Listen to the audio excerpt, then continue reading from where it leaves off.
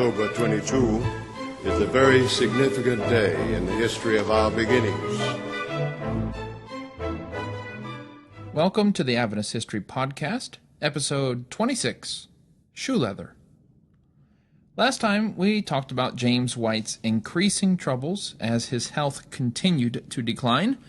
He seemed to have an argument with just about every leader in the church at one point or another in the 70s as well. James's strokes seemed to disrupt the balance of his character, as it still does in many people today, and caused him to favor the downsides of his personality. And while he fought hard against this, trying to slow down, trying to pace himself, trying to let go of the reins of the church, it didn't always go so well. And just as he seemed to be improving, just as he seemed to be getting a grasp on things, boom, James White died. And after leaving you on that cliff in the last episode, this is how James White's week played out. On Monday, he fell ill with what Ellen White called a severe chill, and when Kellogg took his temperature, it was 103 degrees.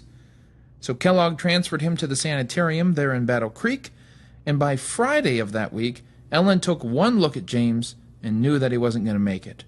She told James as much, but he didn't seem surprised. She asked him if Jesus was precious to him, and he whispered, "Yes, oh yes."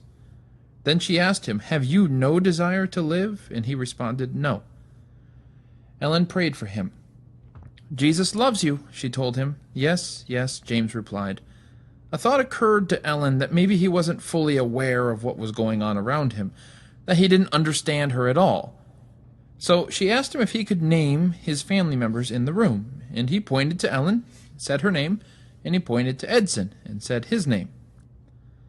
Kellogg worked tirelessly to heal James, whatever their personal differences might have been before, but it was of no use. James White passed away around 5 o'clock on Sabbath evening. James and Ellen had constantly battled illness over the decades, and it had come and gone. They were veterans. They were battle-hardened. There had hardly been a year that one of them didn't become seriously ill. Actually, while James lay dying, Ellen herself was bedridden. She was only well enough to go see him on that Friday, and so this cycle of sickness and health, while not desensitizing them, perhaps caught everyone off guard. This sort of thing happened. James gets sick, Ellen gets sick. James has been battling the effect of these strokes for some 15 years now, and this time is like every other time, except that it wasn't. Ellen White explained that last week to the church. She said, "At times I felt that I could not have my husband die, but these words seemed to be impressed on my mind, 'Be still and know that I am God.' I keenly feel my loss, but I dare not give up myself to useless grief. This would not bring back my husband, and I am not so selfish as to wish, if I could, to bring him from his peaceful slumber to engage again in the battles of life. Like a tired warrior, he has lain down to sleep. I will look with pleasure upon his resting place. The best way in which I and my children can honor the memory of him who has fallen is to take the work where he left it, and in the strength of Jesus carry it forward to completion." End quote. Ellen White wrote that about a month after James died. Noticed her emotional and spiritual maturity in saying those words. She has remarkable perspective so soon after losing her teammate and best friend. "I would prefer him with me," she says. Of course. But she's not just thinking of herself in her time of grief. She's thinking of what's best for James, the man who had struggled for nearly 2 decades with strokes, constantly fighting to stay healthy, to stay balanced in his temperament. Now his struggle was over. He was at peace. Seventh-day Adventists latch on to that biblical metaphor of death as a sleep. Adventists don't believe you go to heaven or hell when you die. You simply wait for the second coming. And for other Christians who believe that their loved ones are in heaven playing golf with Moses, this can seem like a bit of a letdown. But I think Ellen White shows us the great solace the sleep metaphor can bring when we talk about death. James was a warrior, she said, who fought the many battles of life. She had always wanted him to slow down. He deserved rest, and now he had it. That's why she can say, I will look with pleasure upon his resting place, because she knew how hard he worked for his family, worked for his church. And so why think of him off somewhere in heaven doing something? There was something just, something beautiful about the thought of James White finally resting. Let him rest. Don't disturb him. He earned it. Rest is a big theme in Adventist theology, from the belief that we sleep in the ground at death to the idea of Sabbath. For so many reasons, then, James only had moments of rest while he lived. So why should he be denied rest in death simply because his church and his family want him back? If Ellen was content that James had rest from his hard life, leaders in the church were not. Her counsel to them was the same medicine she had taken herself. Quote, While my husband was laying in his coffin, our good brethren came to me and urged that we pray that he be raised to life. I told them, no. While living, he had done the work that should have been shared by 2 or 3 men, and now he was at rest. Why call him back to life to endure again that through which he has passed? End quote. Despite her maturity and how she handled this, it was still a hard year for Ellen. 25 years after James's death, Ellen wrote to a friend who had lost her husband. And Ellen actually spent most of the letter talking about her own loss. This is what she said. Quote, For a year after James's death, I could not endure the thought that I was alone. My husband and I had stood side by side in our ministerial work, and for a year after his death, I could not endure the thought that I was left alone to carry the responsibilities that in the past he and I had carried together. During that year, I did not recover, but came near dying. End quote. From the very beginning, James and Ellen's marriage was dominated by the idea that they were teammates. For goodness sakes, they agreed to get married in the first place because they were both speaking at churches and thought it looked bad if they traveled together without being married. They had each other's back.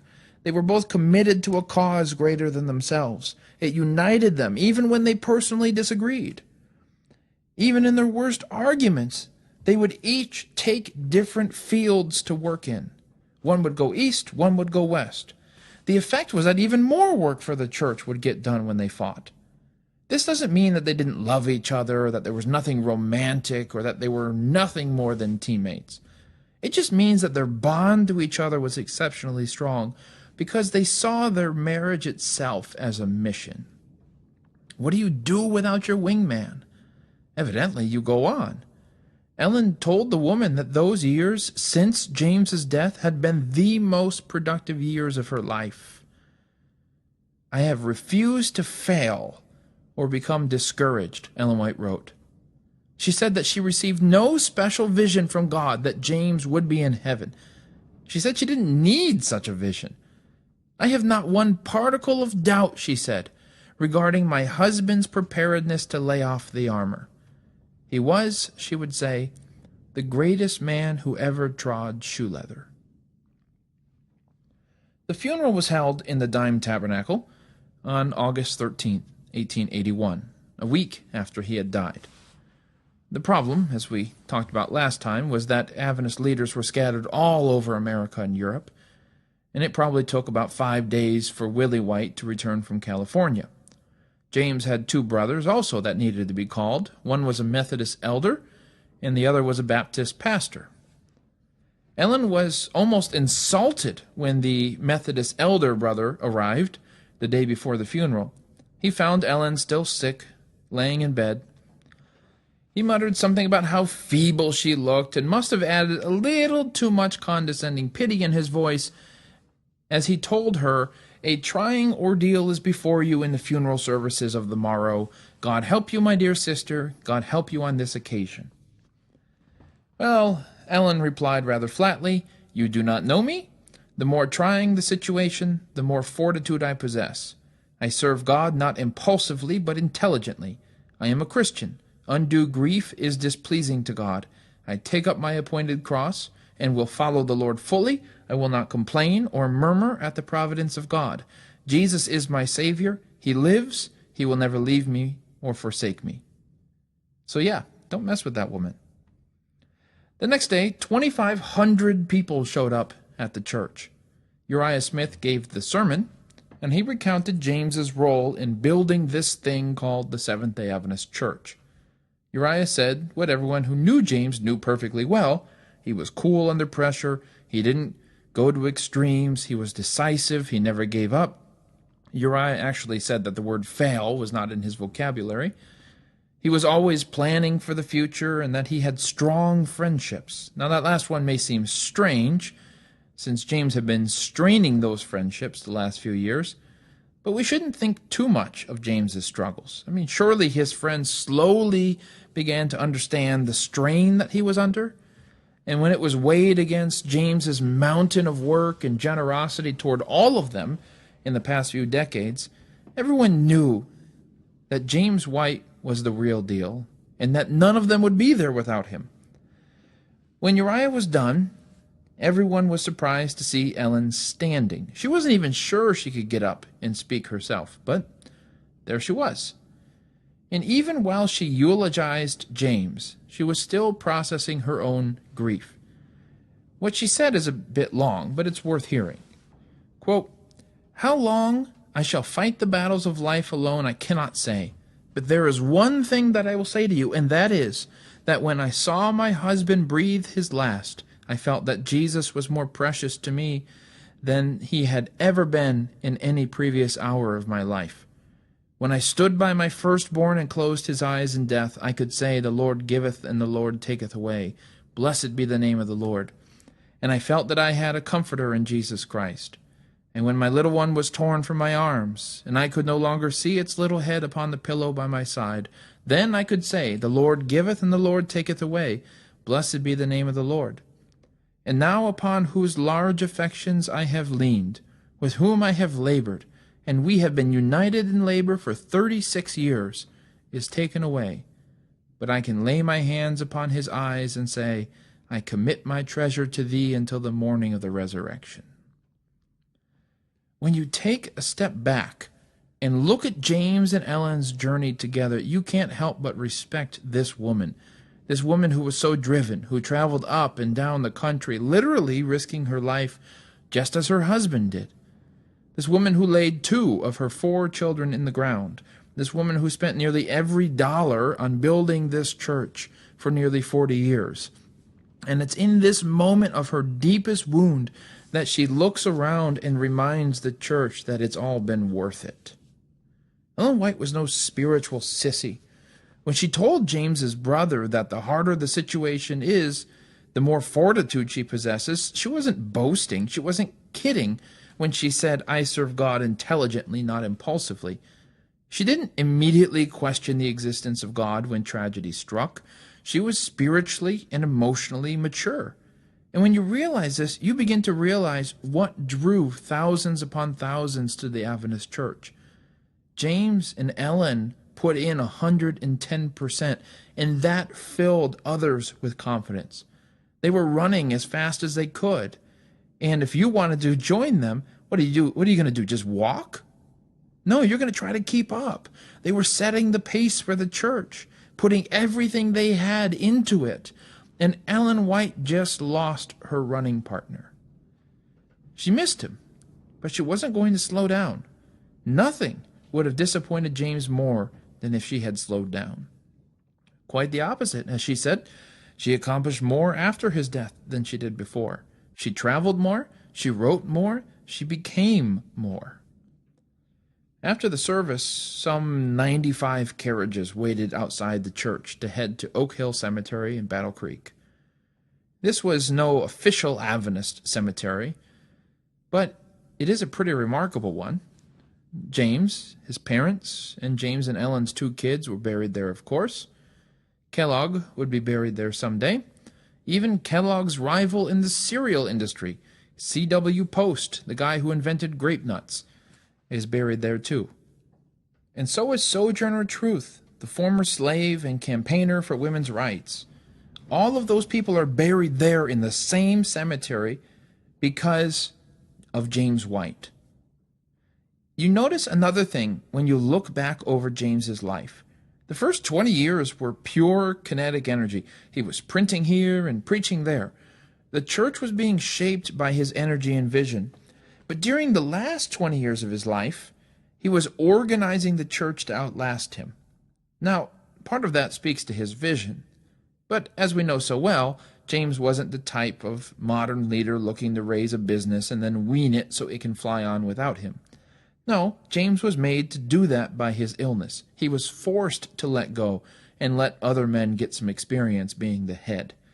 You can't help but think that maybe there was an unseen hand in that, because as organized as the church was, it could still fail without James, and it might very well have failed if James's illness hadn't forced others to step up into leadership and learn how to run this thing. James's death, of course, was keenly felt by those leaders. In his funeral sermon, Uriah Smith noted that James White's name was woven into every single institution or program of the church. And Smith asked a really poignant question. He said, "Is it any wonder that we should come to feel that in a cause which we have expected would be brief at the longest, he with whom it began, and who has so long continued with it, should continue to the end?" What does Smith mean by that? He's saying that everyone thought this Adventist movement would be brief, that Jesus would come at some point, and no one gave a single thought that the pillar of this movement should die. They just assumed James would be with them to the end. So it just caught everyone off guard. Even George Butler, the president of the church, felt the anxiety. He basically asked, who's going to chart our course for us?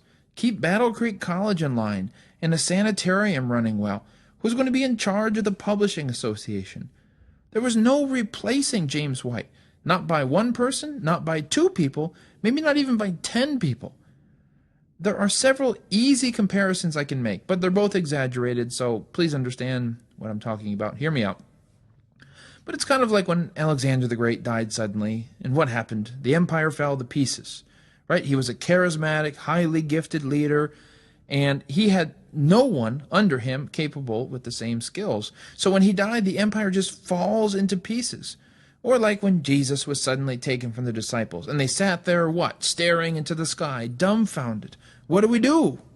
And of course, James White was no Alexander, and he definitely was not Jesus.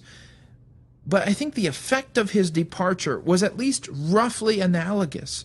It was a shock. No one felt prepared to take over. But they knew in which direction to look. Ellen White. Butler wrote to the church that they would need her guidance more than ever. Except Ellen White wasn't prepared to give it yet. She needed time. So she left her sons in Battle Creek with the task of taking care of the estate while she set out for Colorado. But Colorado seemed empty without him. She wrote to Willie about a month after the funeral, quote, "I find it a very different thing being in the mountains with my husband and in the mountains without him. I am fully of the opinion that my life was so entwined or interwoven with my husband's that it is impossible for me to be of any great account without him."